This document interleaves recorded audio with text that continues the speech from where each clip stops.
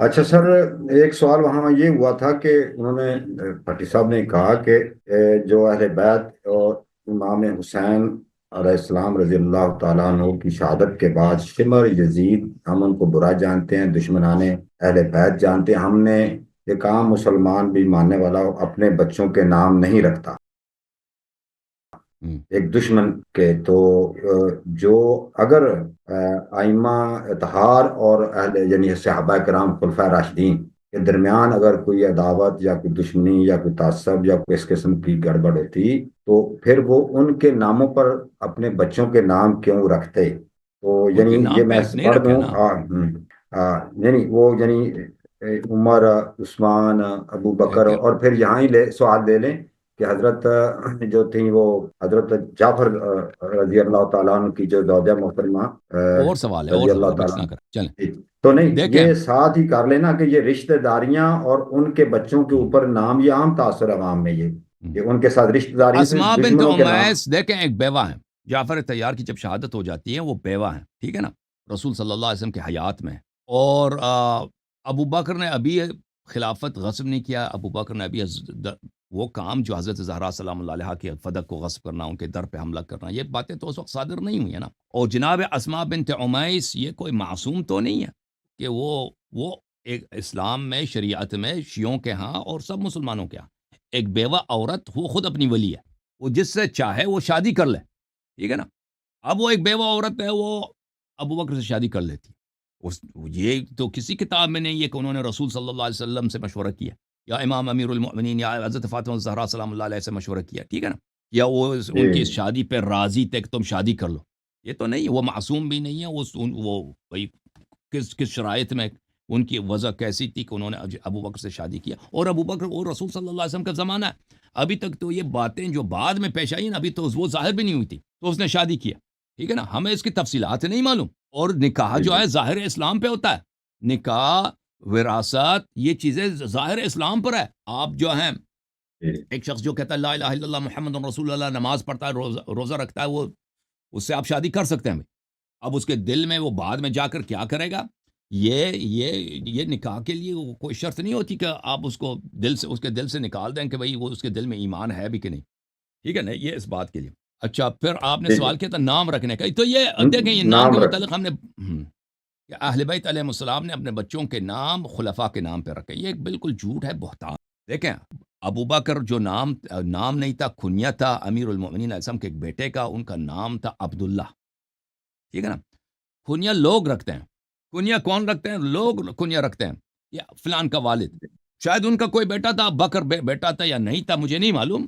انہوں نے اور کسی نے نقل نہیں کیا یہ ابو بکر اپنے قحافہ کی وجہ سے ان کو ابو بکر کہا ہے، اس کی محبت میں لوگوں نے اس کو ابو بکر بولا ہے. یہ کسی روایت، کسی حدیث میں نہیں ہے. سمجھ رہے ہیں نا. چلیں آگے بڑھ یہ جو آگے کہتا ہے بڑھ کہ یہ ابو بکر کی محبت میں رکھا ہے، وہ ہم حدیث ہمیں دکھائیں. ایک بیٹے کا نام یا تو عمر تھا یا عمر تھا. یہ ہم نے اس کی کیونکہ بہت توضیح دیا، میں اس کے مسانید نہیں دکھاتا. یا عمر تھا یا عمر تھا، ہم مان بھی لیں عمر جی تھا، تو کس کتاب میں لکھا ہے کہ عمر بن الخطاب کی محبت میں رکھا؟ کس کتاب میں لکھا ہے کہ انہوں نے عمر بن الخطاب کی محبت میں یہ نام رکھا تھا؟ کسی کتاب میں نہیں. عمر نام اس زمانے میں بہت تھے.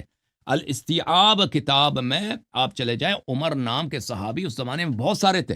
اور یہ بھی کسی حدیث میں نہیں ہے کہ ان کا نام امیر المؤمنین علیہ السلام نے رکھا ہو سکتا ہے ان کی والدہ نے رکھا ہو، ہو سکتا ہے کسی ماموں نے رکھا ہو، یہ بھی کسی کتاب. تو بہرحال یہ ادعا کہ عمر بن الخطاب کی محبت میں رکھا گیا، یہ ایک ادعا ہے جس کی کوئی دلیل نہیں ہے. جہاں تک عثمان کا تعلق ہے، ان کے بیٹے کا نام عثمان تھا. جی ہاں، خود امیر المؤمنین علیہ السلام کی حدیث ہے، کتاب ہے مقاتل الطالبین میں ابو الفرج اصفہانی کی، وہ خود اموی بھی تھا. اس کی کتاب میں ہے کہ انہوں نے خود فرمایا تھا کہ میں نے اپنے بھائی عثمان ابن مظعون کے نام پہ رکھا. عثمان ابن عفان کی محبت، عثمان ابن مظعون کی محبت میں نے رکھا تھا اپنے بیٹے کا نام عثمان رکھا.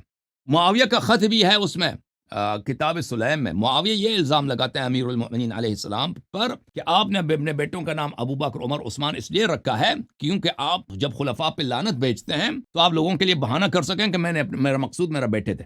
اس نے جو کتاب سلیم میں معاویہ نے کہا تھا کہ آپ اتنے خلفاء کے دشمن ہیں، آپ عثمان کے قاتل ہیں، آپ کو ان سے دشمنی ہے، جو شیخین ہیں ان سے آپ کو حسادت ہے. بیٹوں کے نام بھی اسی لیے رکھے ہیں تاکہ آپ ان کو لعنت جب کریں نا تینوں کو، تو لوگ اگر کوئی غیر آدمی سن لے تو آپ یہ بہانہ کر سکیں کہ یہ آپ ان خلفاء پہ لوگوں کو یہ صفائی پیش کر سکیں کہ نہیں میں اپنے بیٹوں کو لعنت کر رہا تھا، ان کو خلفاء میرے مراد نہیں تھے. لیکن یہ معاویہ کا الزام ہے، یہ اہل بیت علیہ السلام کا قول نہیں ہے، یہ معاویہ کا الزام ہے. ہمارے لیے اس کی کوئی تصدیق کرنے کی ضرورت نہیں ہے. جی لیکن میں یہاں پر آپ کی خدمت میں پیش کرتا ہوں ان کی اپنی کتابوں سے کہ امیر المؤمنین علیہ الصلوۃ والسلام کا جو موقف تھا شیخین سے، وہ کس طرح کا موقف. ملاحظہ کریں میرے محترم ناظرین، یہ کتاب ہے صحیح مسلم، چھاپ دارالفکر.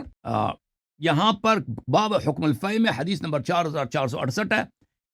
ملاحظہ کریں اس میں عمر بن خطاب خود کہتے ہیں کہ جب ابو بکر خلیفہ بنے تو انہوں نے کہا کہ میں رسول صلی اللہ علیہ وسلم کا ولی ہوں. بلکہ میں اردو ترجمے والا دکھا دوں آپ کو، مسلم یہ وہ بہتر ہے.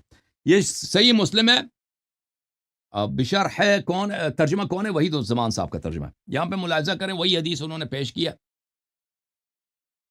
پھر حضرت عمر نے کہا جب رسول صلی اللہ علیہ وسلم کی وفات ہوئی تو حضرت ابو بکر صدیق نے کہا میں ولی ہوں جناب رسول اللہ صلی اللہ علیہ وسلم کا، تو تم دونوں اپنا ترکہ مانگنے آئے. عباس تو اپنے بھتیجے کا ترکہ مانگتے تھے، یعنی رسول صلی اللہ علیہ وسلم عباس کے بھائی کے بیٹے تھے، اور حضرت علی کرم اللہ وجہہ اپنی بیوی کا حصہ ان کے باپ کے مال سے چاہتے تھے. معاف کیجیے گا کیا ہوا، چاہتے تھے، یعنی حضرت فاطمہ الزہرا سلام اللہ علیہا جو بیوی تھی حضرت علی علیہ السلام کی اور بیٹی تھی رسول صلی اللہ علیہ وسلم کی. ابو بکر نے یہ جواب دیا کہ رسول نے فرمایا ہمارے مال کا کوئی وارث نہیں ہوتا، جو ہم چھوڑ دیں وہ صدقہ ہے. تو تم نے ان کو جھوٹا، گناہگار، دغاباز، چور سمجھا، اور اللہ جانتا ہے کہ وہ سچے نیک ہدایت پر تھے، حق کے تابع تھے. پھر حضرت ابو بکر کی وفات ہوئی اور میں ولی ہوا رسول اللہ صلی اللہ علیہ وسلم کا اور ابو بکر کا. تم نے مجھ کو بھی جھوٹا، گناہگار، دغاباز، چور سمجھا، اور اللہ تعالیٰ جانتا ہے کہ میں سچا نیک ہوں، ہدایت پر ہوں. کاذباً آثماً غادراً خائنا. تو یہ خود ان کی اپنی کتاب سے مسلم، وہ مسلم جس کے سب احادیث بالاجماع صحیح ہے، اجماعی طور پر محدثین اہل سنت کے ہاں صحیح ہیں. اس میں واضح طور پر ہے کہ خود عمر صاحب کہتے ہیں کہ ابو بکر اور عمر دونوں کو چور، دغاباز، جھوٹا اور گناہگار سمجھتے تھے. جناب عباس اور امیر المؤمنین علی بن ابی طالب علیہ الصلوۃ والسلام، یہ ہم اہل بیت علیہ السلام کا موقف شیخین سے واضح طور پہ بیان کرتے ہیں.